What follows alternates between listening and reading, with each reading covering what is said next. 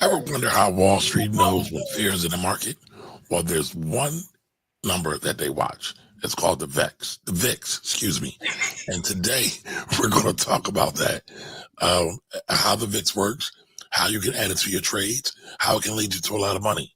And if you're just now watching, this is the Black Wealth Rebels Money Church Sunday edition. Good morning, beautiful black geniuses. Corey's here with the babies. Jimmy's here with his Coda hoodie scully on. Yeah, looking Sunday, all nefarious. It's Sunday, man. You know, it's hoodie Sunday. Every Sunday, you know, it's class time, so I throw the hoodie on. Listen, man, every time we on, it's class time. So you might do that every day. Listen, man, shout out to the babies. I'm about to go put the black hoodie on just for solidarity. No, listen, man. Doing today?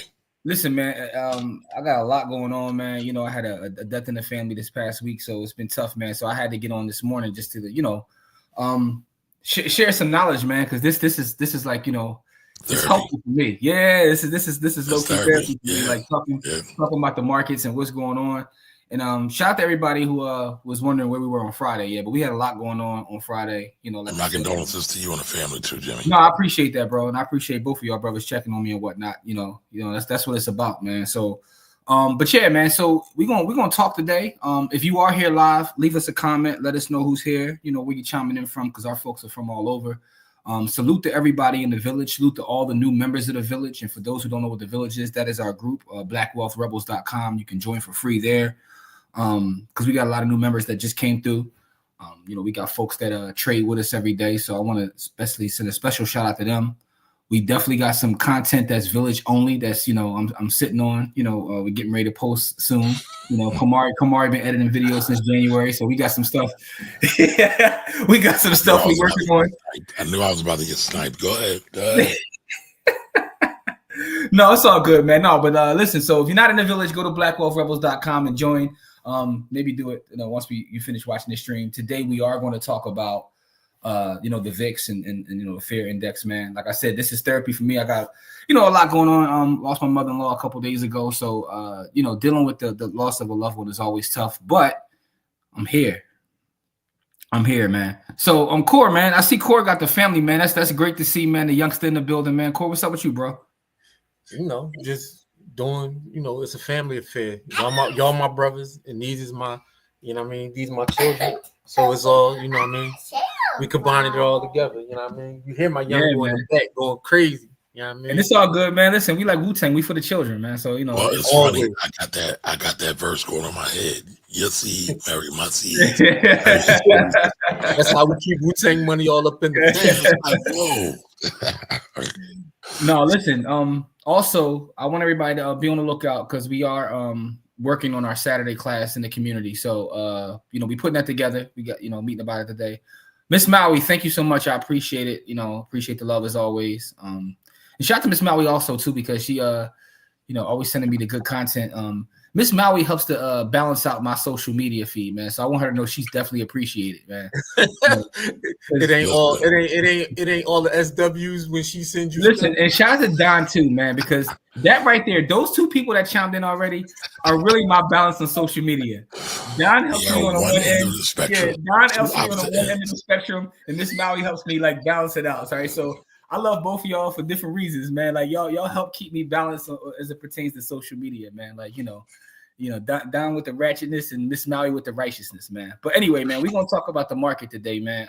As always, this is Sunday Finance Church, so we always try to bring a level of education on Sundays.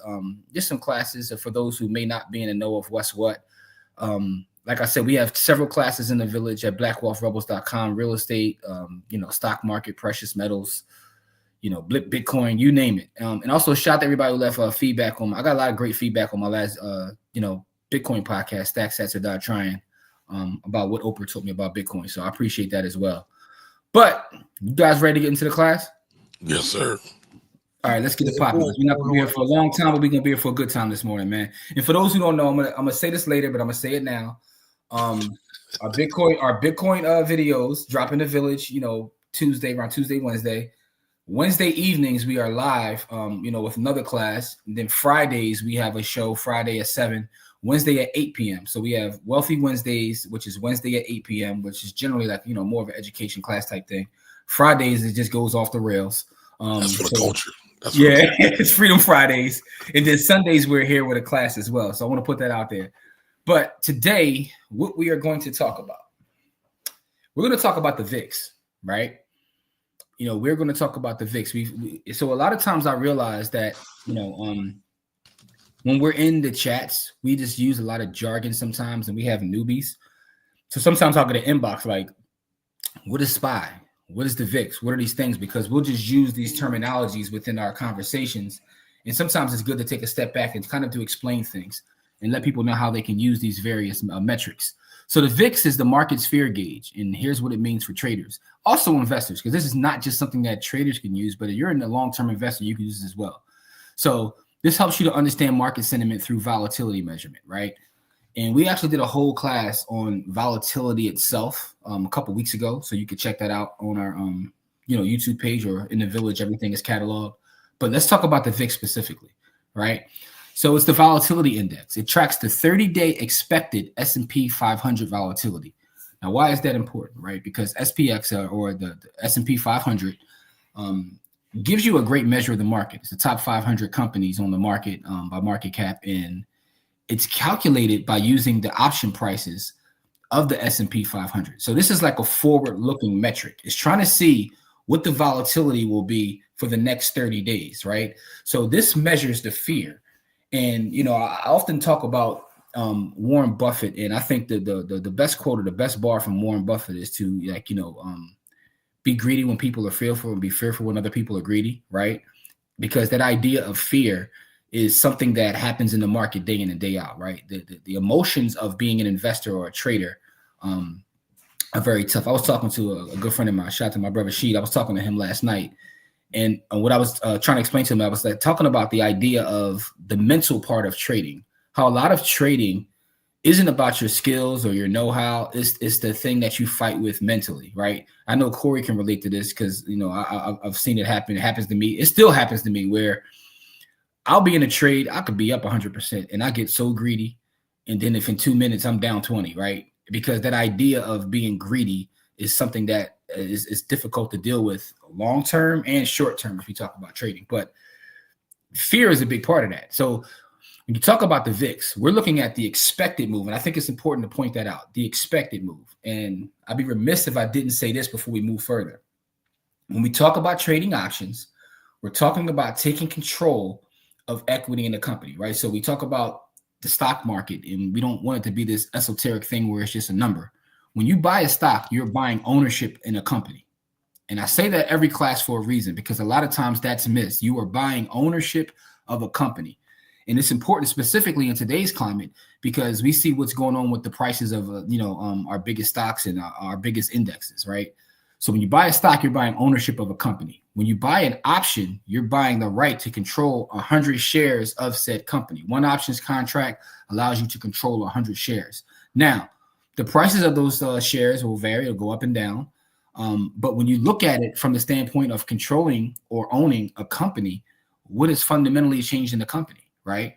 Now, sometimes things could have fundamentally changed in a company. But if we're talking about a great company that makes a product or service that is needed or wanted by the overall consumer, then a lot of times does the price actually matter if you're building long term? Now, one of the things we teach with options, we talk about the leap contracts, right?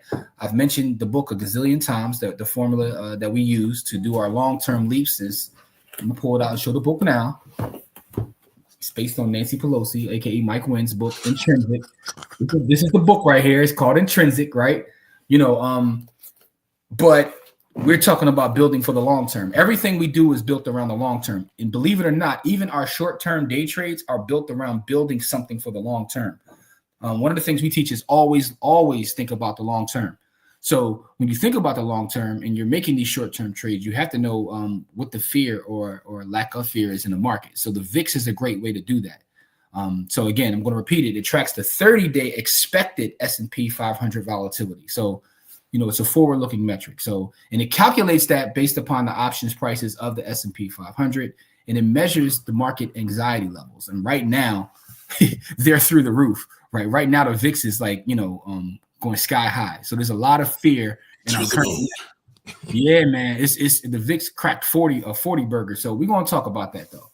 So here's why it matters. It's a market barometer. It reflects real-time investor sentiment, right? So it spikes during market fear, which is happening right now, right? So it drops during a market calm. So I remember the last several years, the VIX was like, below 20, below 20. And it's like, it wasn't moving because we were booming. Everybody was getting money and everything was doing well. Right now, since the election and since the tariff talk, the market has been taking a dump and the VIX has been high. Now, another shout out, I'm always giving shout outs. So yesterday, I was at my nephew's baby shower and, shout out to Boone, our brother Boone, who's a, real estate investor here in the city.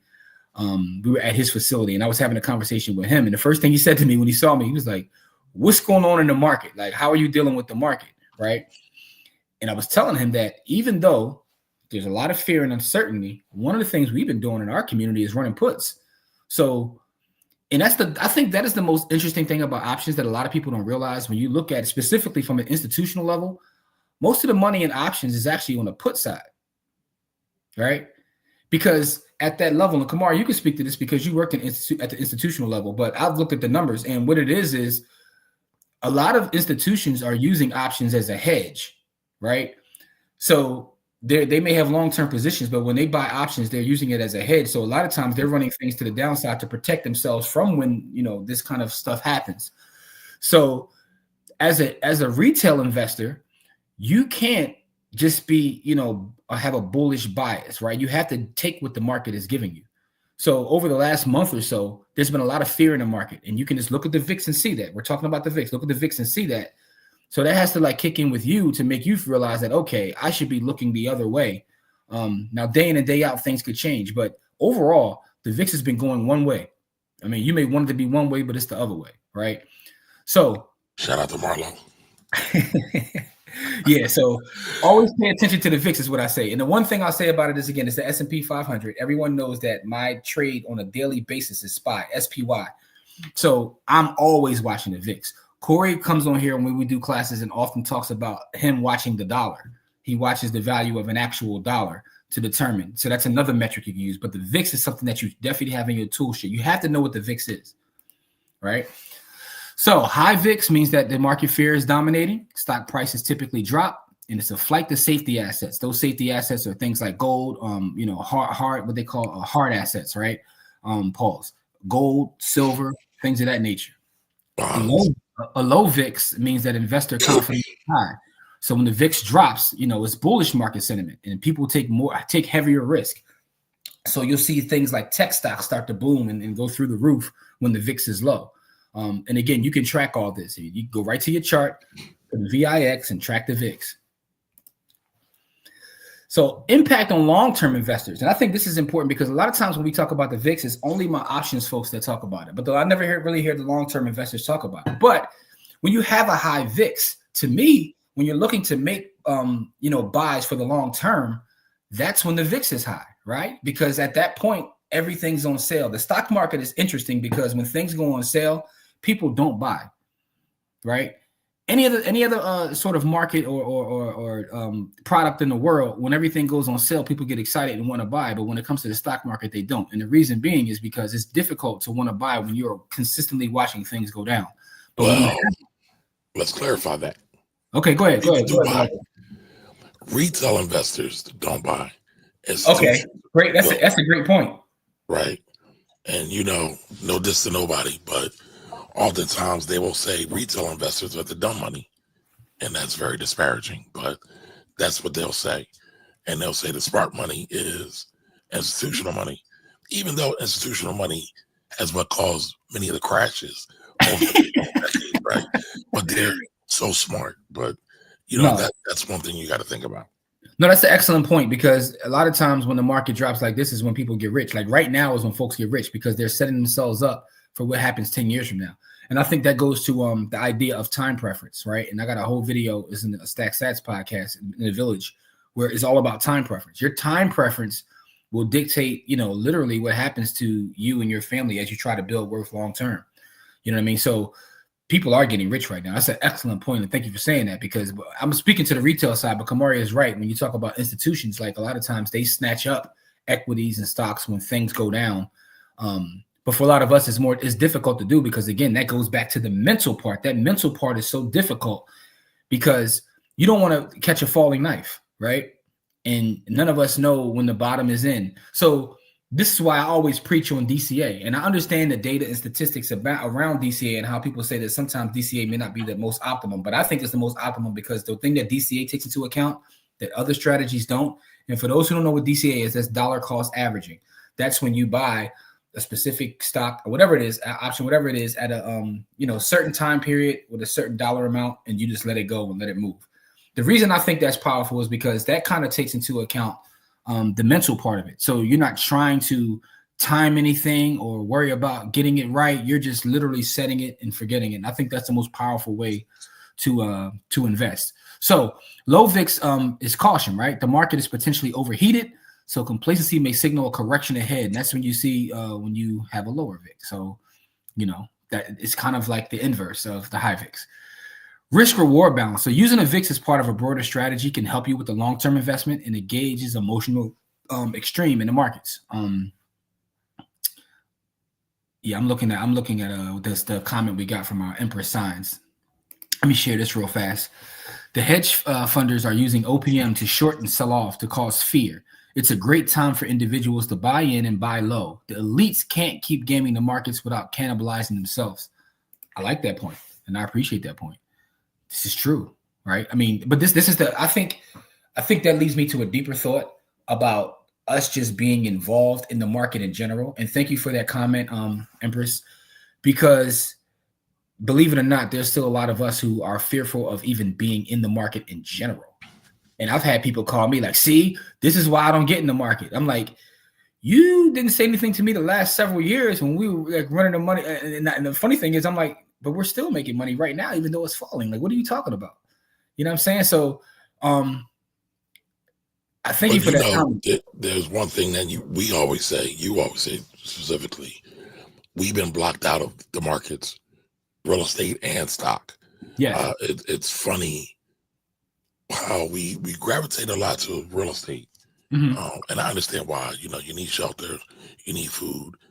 We were blocked from that, but we were also blocked from the stock market. Mm-hmm. You can't touch it. The tangibility is not there.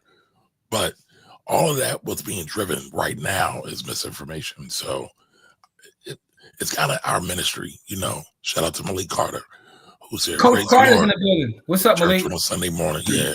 So this is our ministry. We want to dispel the myths, because as Jimmy always likes to say, the 5%ers always say, we're always doing the knowledge, right? We're looking at history. We're tracking what's going on. Yeah. And so hopefully we can shed a little bit of light and say, now I think, but it's amazing to me how many of us still aren't just participating in the market, because there's so much money that moves day in and day out through that market, and so much value that's being created. And it's like, we got to be in that market. Shout out to Malik too, Malik, because I saw you was out in the community yesterday, the 100 Black Men speaking to the babies, man. So, I see you still out there doing the work. So salute to our brother Malik, man. But let's move on to the next slide here, where we're going to talk about the VIX and options traders, because options traders, we use the VIX all the time, right? So we look at IV, right? So the VIX directly impacts option IV, which is implied volatility, options pricing, because IV is a key component in the premium calculation. So remember, when you buy an options contract, you have to pay a premium in order to take control of those shares, right? The expense factor, when you have a high VIX, options are more expensive, right? Options are more expensive. And also can give you a trading edge. If you understand implied volatility and you understand how to look at the VIX and the inverse relationship with the S&P, then you can use that to your advantage to kind of make moves in the market. Like over the last several months, I've been watching the VIX, and as I watch the VIX rise, I'm running shorts. And again, I've shared them in the village. So for those who aren't in the village, go to blackwealthrebels.com and join our community. But I've shared them in there. And by the way, it's free to get in there. I'm gonna say that again. So I've shared that. I share my trades and show how, listen, I go in most mornings that I do trade. I don't trade every day, but the mornings I trade, I go in and say, yo, look at this gap up or gap down. 90% of the time since the election, it's been gapping down, right? So then I have to figure out whether, watching the VIX to see whether I'm going to take a downward move or do I think that gap will get filled. So It's kind of how I use the VIX. So here's a strategy for a high VIX. If we have a high VIX that we have right now, a couple ideas you can use. You could become a seller. You can collect inflated premiums because there's fair, because again, the premiums are high. You can run cover calls, right? If you own 100 shares, or if you own a leap, you can run cover calls against it. You can run cash secured puts, get paid by waiting to buy stocks cheaper. And, risk management, higher reward requires a stricter position sizing. So I think that there are strategies when there's a low VIX and there's strategies when there is a high VIX, but the idea of understanding the VIX will let you know what you have to do based upon where the VIX is. So on a low VIX, you become a buyer. When the VIX is low, you want to take longer positions, right? You may want to buy your leaps thin. So long calls, puts have better risk reward. You take advantage of cheaper prices. The directional plays, right? So clear market views have better payoff, less premium decay working against you, which is theta. We talked about theta in a previous show. So, and I'm glad this comes up because everything ties together. When we talked about theta, when we talk about delta, when we talk about implied volatility, all the things that we've talked about on our Sunday classes all connect with each other to kind of, and bring it all together. That's why if you are in the village and you go under options trading 101, we take the PowerPoint presentations from Sunday and we kind of, put them in order so you can actually see how everything works together. Swing trades, right? So some of us like to make swing trades. So you position for volatility expansion. You can capture price moves efficiently. So I like to make swing trades here and there. There's only a couple companies I'll make a swing trade on. Again, my daily trades are SPY and SPY only. Swing trades will vary depending upon, how I feel about specific companies. And then I have leaps. So there's days, there's swings, and there's leaps. Those are the different tools in the toolbox in terms of from the trading standpoint. So beware the volatility crush, right? So event triggers, earnings reports, and Fed announcements. We talk about this pretty much in every options class. You got to pay attention to what's going on. You don't want to make a play, using the VIX in a vacuum by itself and not understand that there's either an earnings report or a Fed announcement that will completely kill your trade, right? So IV collapse, a sharp drop in implied volatility. We talked about that in the previous class, and options value loss. So you never want to be in a trade where you were correct about your kind of analysis of where that value is going and you still lose money, because that's possible too, right? So make sure you're paying attention to everything that's going on. So that's why I say that. And again, this is going to sound counterintuitive to me even teaching this class, but I'm going to say it and I'm going to be consistent in me saying this. 95%, 99%, maybe even 99%, but 95% of people shouldn't trade options. And I say that because people are not going to pay attention. They're not going to do the knowledge or do the homework or really be in this space. I think everybody should be an investor, a long-term investor.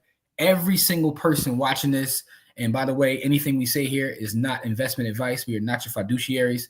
It's for educational, informational purposes only. But I believe, in my personal opinion, not as anyone's fiduciary, that everyone should be invested in the market. Every single one of us.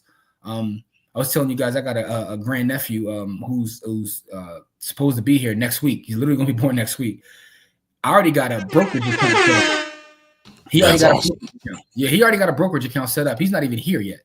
But I got his brokerage account set up because I feel like that's what we got to do as a community. I don't want to jump on the soapbox, but no. Let's take a minute on that. I know we're talking about the VIX, right? Mm-hmm. But again, everything we do is about wealth. Yes, particularly black wealth. Mm-hmm. And so what you're doing, we're teaching about the VIX, mm-hmm. and then you're talking about the baby that's coming. Mm-hmm. I mean, at some point, you got a brokerage account for them. You can run option plays for the baby, or you can just do buy and hold. Right now, I'm setting up, and the crazy part is I'm getting great deals because everything is like, right. So it's funny because I'm like, if I'd have did this, like, so we obviously we knew he was coming for 9 months, but I wanted to wait till we got closer, and I set the account up. And by the way, I strategically set it up. Never mind, we could talk about that whole other show. How I strategically set it up. But real quick, I want to go back to your point though. DCA is a wealth cheat code, right? Yes. So you can every time you get paid, you can take $10 and put it in the account and just let it rock and buy a S&P 500, a particular stock you like, whatever, and you're gone. So that's what I'm doing. I'm actually DCAing. I got a monthly DCA set up for him. Every month it'll drop X amount of money in there. I told you I got a 3-fund portfolio. It's made up of top T, IBIT, and XLRE. And I figure, like, if I just do that, right, by the time he turns 18, because he's starting at 0. Right. His account has started at 0. So by the time he turns 18, he should be okay. And you know, but it's not just about that. It's about also me taking the time to give him the game once he's here, explaining why I'm doing what I'm doing. And so I think that's the other part. It's not just enough to put the money up or put the investments up, but to explain why you're doing it. But I bring that up because I think that the market itself, as we're having this conversation about the VIX, I think that everybody doesn't need to be a trader. Everybody does not need to trade options. We trade options. We love it. We enjoy the market. We're paying attention to what's going on in the world. And, you know, it's fun for us, but it's also an ability. We use the options market to create value to then buy long-term plays, right? I don't live off of any options money I make. Anytime you guys see me with a trade in the village, like I'll show the trades and then I'll say, look, this is what I'm buying long-term. So everything is created with the intent of buying things long-term.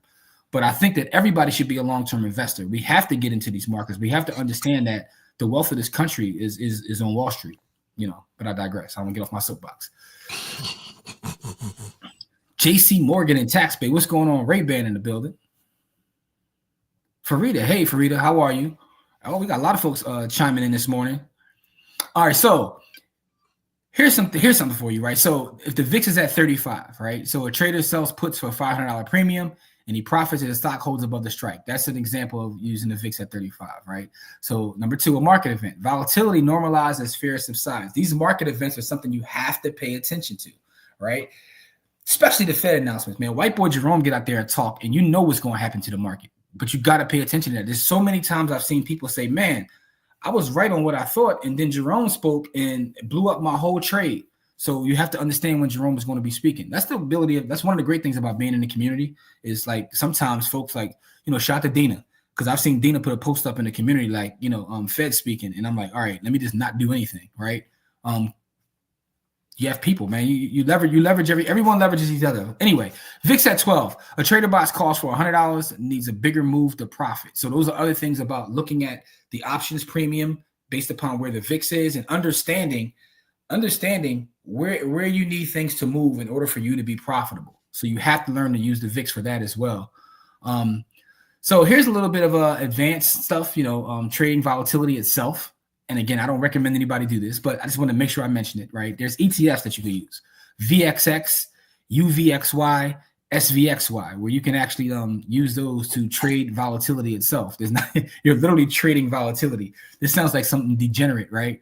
But you know, there's a lot of degeneracy on Wall Street as well. It sounds like something Corey's done. Yes, I didn't want to say that, but since you said it now, since you opened the door for that, that's a Corey play. Corey is looking for ETFs that have 16,000 times leverage, and he wants to trade volatility. Listen, you know what I mean?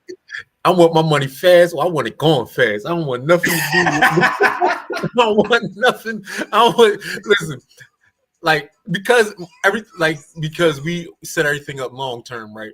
Again, your 3-fund portfolio is different than my 3-fund portfolio, but actually it kind of mirrors, right? Mm-hmm. Because I don't have the INV. I had INVH and I changed it over to the top 7 John. Mm-hmm. And then I have Misty, which is this strategy. Yeah, it's the Bitcoin strategy. And then I have the top 8, Misty. Damn. I forgot the other one because I just changed it over. But I like this is what I'm, you know what I mean? Like I'm working on 3 Jones. I'm putting all my money, you know, into those funds. My dad, like you did with your nephews, as soon as my children are born, he sets up their portfolio. He takes money out of his retirement accounts and puts it into theirs, you know, $4,000 or $5,000, and then he can let it sit. He just buys the overall market joints. VTSAX, the overall stock market. Yep, he just buys the overall stock market and he just gives it to them when they turn 18. So he don't do nothing else. My dad is the one time. But he just buys the overall market and then let it run. You know what I mean? And they still come out with a good amount of money, you know, when they turn 18. Yeah, you know. Let me jump in real quick. Go ahead, Kamar. JC, I just saw your comment. This Wednesday class, we'll be talking exactly about that. I'm gonna be talking about how me and my dad, who recently passed, built the portfolio for his grandkids, my kids. I think that's interesting conversation, JC. I'm gonna tell you why, right? Because I have so I have two nephews. Love them both dearly, and the thing is, one of my nephews, I set up an account when he was a kid, right? And I waited till he was born, and I kind of set up an account with in his name, with me as the person that the adult, in charge of the account. And what happened is when he applied to go to school, he built up a nice little portfolio over the last 18 plus years. But when he went to get like financial aid, it actually pops up, and it made me think like, how can I strategically do this? So if there's grants or things out there that you want to take advantage of, that this won't affect that, right? So now with my grandnephew, I'm taking a different approach, right? And I think we can bring that up on Wednesday. We talk about how I did it and why I did it. Well, yeah, we can do. Well, I want to cover both. Okay. What you just said, because that's important, but also, like, there's no one set way to do it. Yeah, but I mean, I learned from like a live life experience. Like, yeah, okay, I got to do this a little bit. I got to do this a little bit different. It's a good thing because he still has the portfolio, but it's like, I don't want it affecting your financial aid, especially if it ain't break I come out of the family pocket. If you can't get this grant, you know what I'm saying? Because you're sitting on, a couple of dollars, like, So now you're working against yourself. Yes. But I learned from that to now I'm setting my grandnephew up a little bit different. So anyway, we'll talk about that. So, and shout out to our sister Courtney, because she gave me some game on that as well. So advanced trading itself, like I said, there are products you can use to just trade volatility by itself. That sounds a little bit degenerate because it is. We call that the Corey method. VXX, UVXY, and SVXY. You can look those up. You can profit from volatility moves themselves by using those. These are powerful, but they're complex instruments that you have to be careful. And it requires a deep understanding of what's going on. Also, shout out to Ms. Mallory. I saw that comment about SQQQ. Pretty smart. She has a buyer's bias. And I think that's important. That's the important part of this comment to me is know thyself. Exactly. This is Sunday. Know thyself, right? Yeah. She knows that she has a buyer's bias, so she figures out a way to still, make a trade, understanding what her bias is. I have a bullish bias myself, and I realize that, right? And I think it may be something to do with not being a pessimistic person, right? But we're also programmed to do that as well. Yeah. Because like for the longest time, and I used to tell my mentor this, for the longest time, I had a difficulty running puts, right? And what happened is this. I started running puts and I started realizing like, hold up, these cash out more, so that helped me get rid of that bias right away. Is Corey concerned about the NAV decrease for Misty and the other yield max ETFs? I am. I don't even use them. I don't use them, but I am, right? So I don't use them at all. I don't either. Any leveraged ETFs at all. I don't either. So the net asset value decrease for so if we have a huge pull down, that NAV will decrease and really affect the value of those ETFs. So that's the trade-off, right? Because you're getting that income, but you can lose a lot of value. It's a third of what I do. So I'm not going to say that I'm unconcerned with it, but it's not 100% of what I do. So I would be more concerned if it was a bigger issue. A bigger part of what I did. It's only a third of what I'm doing. So yes, I'm concerned because it's a third of what I'm doing, but no, I'm not super concerned because I'm not using it. I'm not using it to. It's not long term for you. It's short term. No, I am actually using it long term. I'm using it long term to help build the other parts. Oh, wow. Okay. It is long term. I'm using it to build the other parts of my portfolio. So the net asset value thing is a concern for me. But if with me having a bullish outlook on the market overall long term, the net asset value thing isn't as big a concern for me as it would be if I had a negative outlook on the market itself. Gotcha.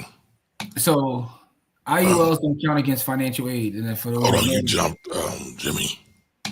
Wayne asked this. How do you feel about MSTR long term?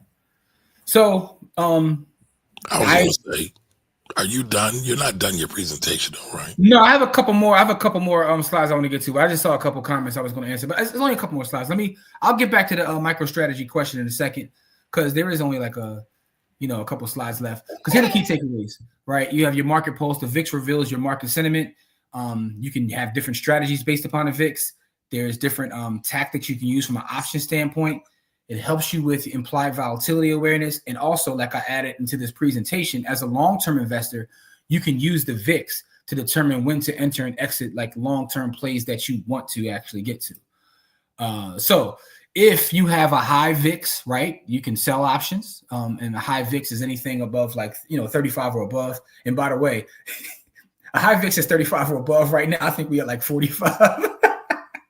Which shows you where the market sentiment is. There is fear outside. I just saw JP Morgan Chase is basically look, based upon this boy's tariffs, we are being in a recession by the end of this year, right? And it's funny because they kept hitting around it, and then they finally just said it we are headed for a recession based upon what's going on with these tariffs if nothing changes. JP Morgan just said that a couple days ago.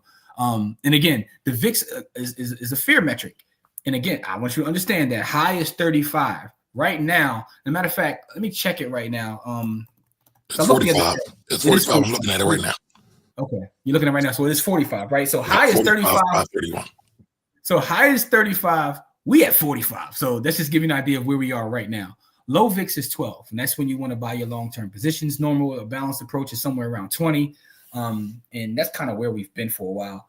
So that is the VIX, how you use the VIX, why the VIX is important, and how you use it not only as a trader, but also a long-term investor. That is my presentation for this morning. I do want to get to some of these questions in here, So I'll go back to Wayne's question about MicroStrategy. So I think MicroStrategy is interesting. It was what he did with MicroStrategy was a little bit inspirational for me, right? Not just because I'm a Bitcoiner, right? It's just that the idea of using financial engineering is something that's always intrigued me, and he's done it in an elite manner.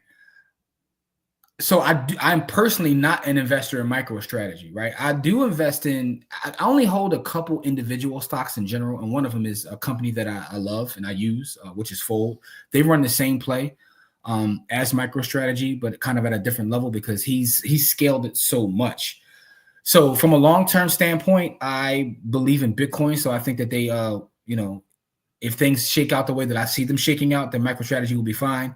But the problem is there's so much leverage, and short term, I do see fluctuations in the Bitcoin market, right? So if we have a huge drop, I want to see how that plays out. Now, the way he set up his system, he'll just be able to leverage and buy more.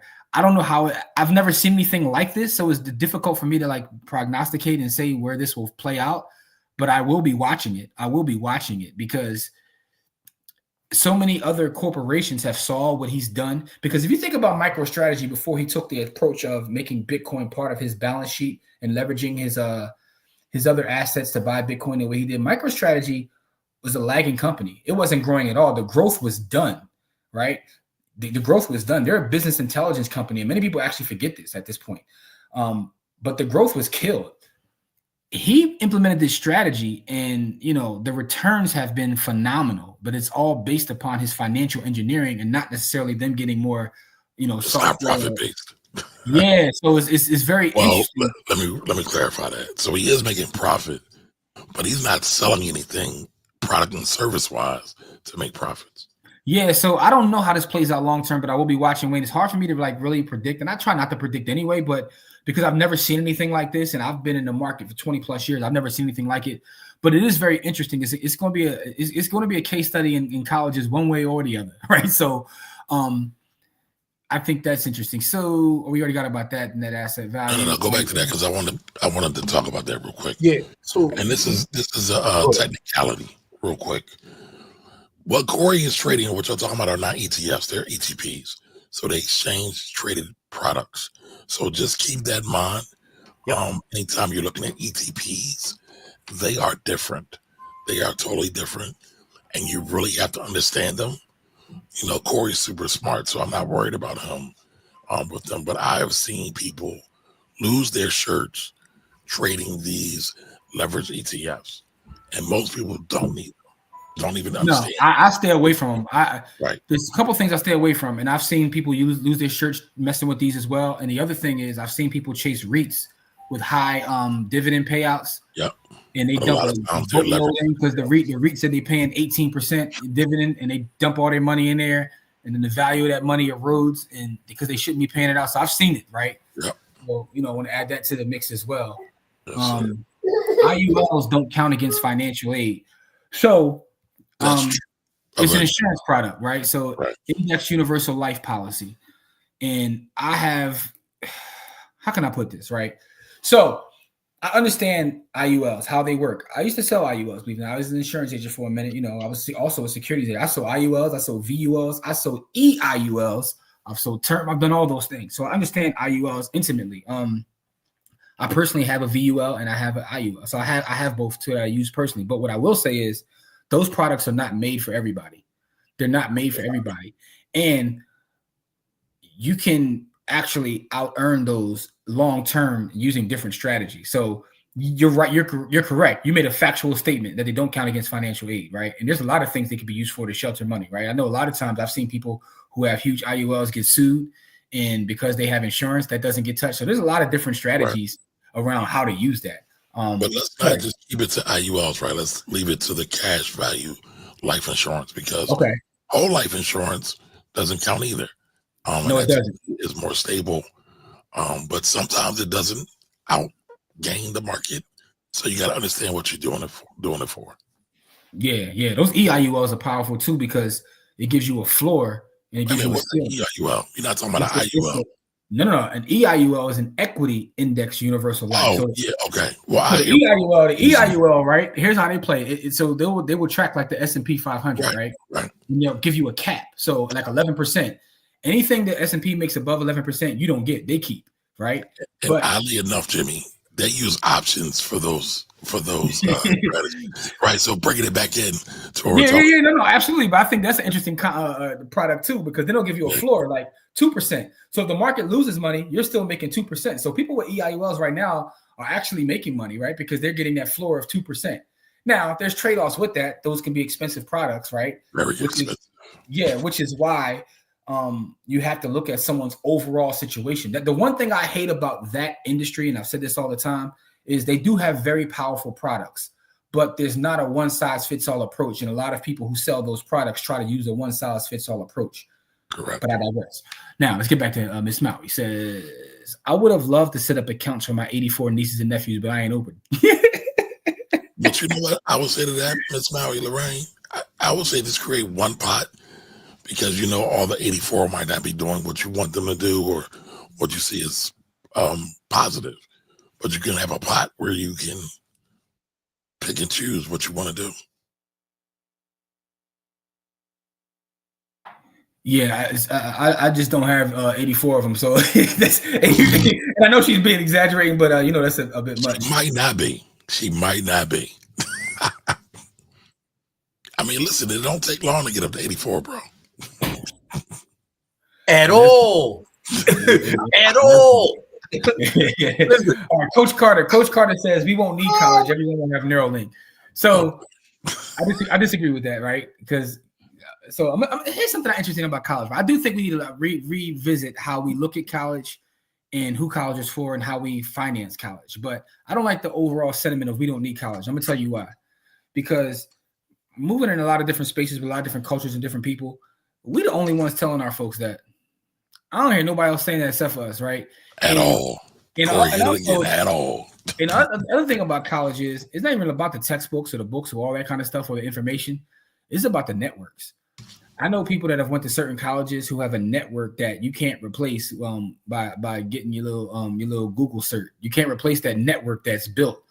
You know what I'm saying? Like, I got a close friend of mine that went to Wharton, and he could pick up the phone and just make a phone call and get all kinds of stuff done or be in different spaces just based upon his network. And he often tells me, he was like, I was the worst dude in school. Like, my grades weren't even good. But because he was there, he has a network.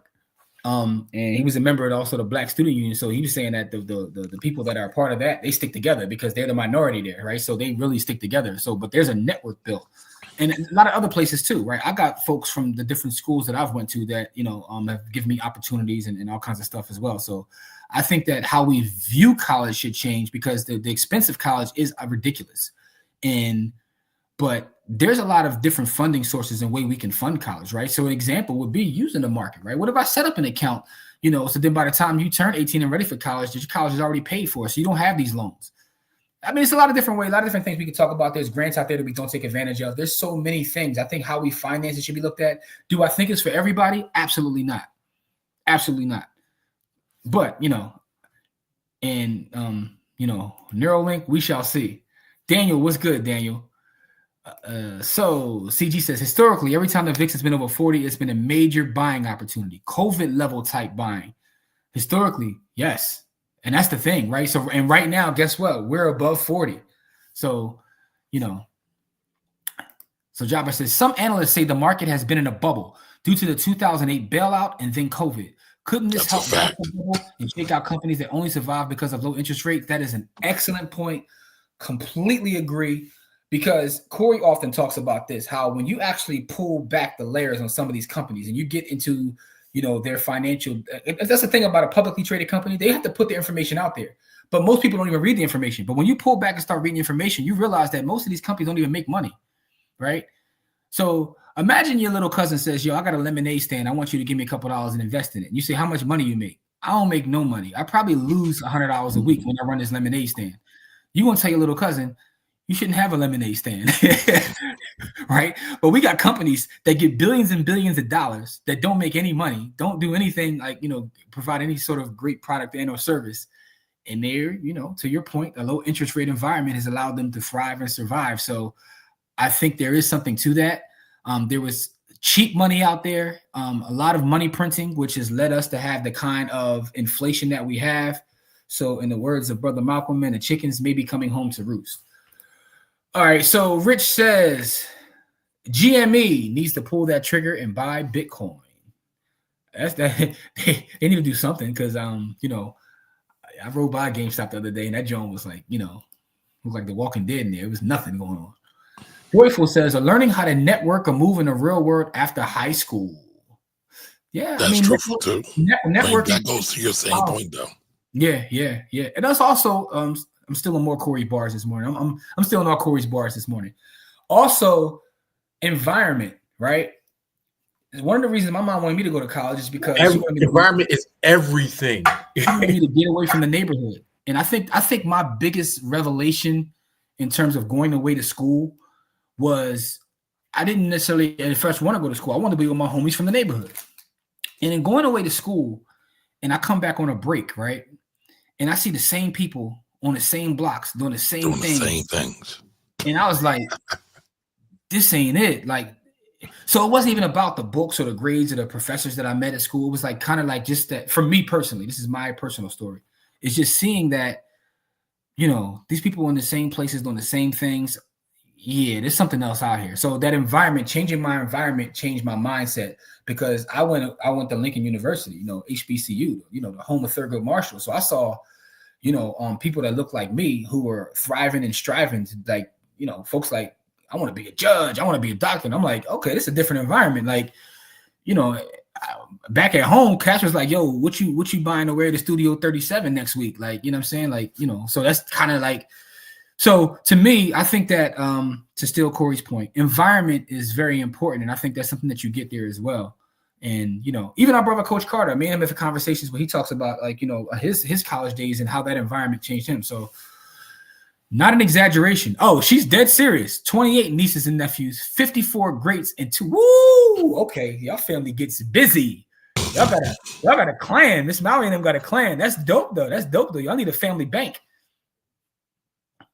And that's what I was kind of alluding to. Yeah, man, that's dope though. Dope. I tell my children that university is about learning how to navigate, prioritize, socialize, etc. You can learn on your own from a book. University is about exposure. So thank you for saying everything I was trying to say by bloviating, and you put it in one nice little paragraph. Nina, I appreciate that because that is what I was trying to say. But you said it very succinctly. It's about way more than a book. So and thank you for being honest and saying that you are bloviating. Listen, bro, I missed y'all, man. We didn't do our Friday show, so I missed y'all. I missed the community. I missed talking to the folks. So, it is what it is. Only because yesterday is what it was. All right, y'all. So thanks for the great comments, the great feedback. That is our presentation on the VIX. I want you guys to remember that we do have our community. It's free to get in. Go to blackwealthrebels.com. We want everybody to go to blackwealthrebels.com if you're not already a member of our village and join. We do have our live chat, our trading chat every day. There are different tiers. I'm not trying to sell you anything, but I do have things for sale. I just want everybody, even if you take the free tier, to please join, because these platforms be playing games with us, and we want to make sure that we can continuously build with our village to grow and to offer all kinds of value and different things. Shout out to Dina, man. Dina is a legend in our group because Dina be getting busy trading futures and gold. Is that a monkey on her head? Yeah. That's Dina living life. Right? She living life out here. That's a flex right there. That's dope. Absolutely. Yeah. You go see Dina walking around on a gorilla's back. Dina says, college also forces you to study subjects you may not have studied independently. That helps you see the world more expansively. Listen, I'm gonna tell you something. I fell in love with art because of college. I remember I was forced to take an art class I didn't want to take. And the teacher was so brilliant. She had a way of like making me understand and see things and appreciate it in a way that I didn't have going. Listen, I'm from Germantown. I ain't giving back a damn about no art. You know what I'm saying? But I got to school and she was like explaining the history of certain pieces and how to see it and the emotions. And she took us to an actual museum. We went to the University of Penn's art museum and walked us through and was giving us like the game and all this stuff. And since then, I've been a patron of the arts. So, you're Dina, that's a true statement that I've seen with my own experience. So, yeah, man. So, with that being said, though, appreciate you guys. Remember, join the village, blackwealthrebels.com. You will get access to the Bitcoin podcast early. I've got a whole class that I already written out. It's about land that I'm going to drop pretty soon. I just got to record it. I don't know if I should do it live or just pre-record it. I'm thinking about how to do it. And we just gonna have to make a day and just do the Bitcoin class. We're gonna say show up. Make a day. Yeah, because that's already done. Like the actual framework. Listen, I be writing courses like in my spare time because I'm a nerd and that's what I do. But I have a couple classes that I want to take to the village. The Bitcoin one is literally something that I charge a gazillion dollars for to corporations and people. So for that one, I'm not going to lie to y'all. That might be a paid tier joint only, just because I know what it is. Like the class that I'm giving on Bitcoin, I've charged folks $5,000 for. I just have. Obviously, it ain't our folks because I don't do that. But the mother folks. Stunt 101. No, it's not a stunt. It's a fact. Listen, hey, I'm bigging you up, bro. That's dope. Me and Corey, shout out our brother. I don't know if the bar's in the chat, right? Yo, I charge folks like we had like 30 folks in the room, and I charged them like $300 a watt, and did the Bitcoin class that I'm gonna give to the village just on the strength because yo, listen, we've had opportunities where we've made a couple dollars. Also, we've turned down money because it ain't about nothing. But the thing about it is we really be out here in the streets giving away stuff to our people that we be charging other for. We be punching other folks for. Like, listen, go ahead, Corey. I'm just saying we be punching them. Like, listen, you want this what it's gonna cost you, and ain't no writing it off, none of that. Either you write that check or we gonna say thank you but no thank you, and they write the check. And then with our people, Kamari talking trash, right? But me and Kamari did it. No, I was actually giving you props. Okay, I'm about to say because me and you did a talk for a tech company that I'm not going to name. And please don't. And they had to they had to do what they had to do. Run that check. But I'm only saying that to say this. I'm not saying that as a brag or anything. I'm only saying that to say actually that some of the stuff that you see back there. Right. If you go to the village and you look at all the classwork back there, and there's a lot of stuff that's for free for the free tier as well. Like that's stuff that we take into corporations and they've paid us for, but we're giving it to the village because that's our people. Like we want to build with our people, right? So don't invite your friends. I'm not trying to sound like Dr. Umar here, but but Black Queens forever. You know what I mean? Like so the stuff that we put back there is for our people. So keep I mean, let me chill, man, because I'm about to say something politically incorrect. So I'm just going to. No, you about to say exactly what I say all the time, man.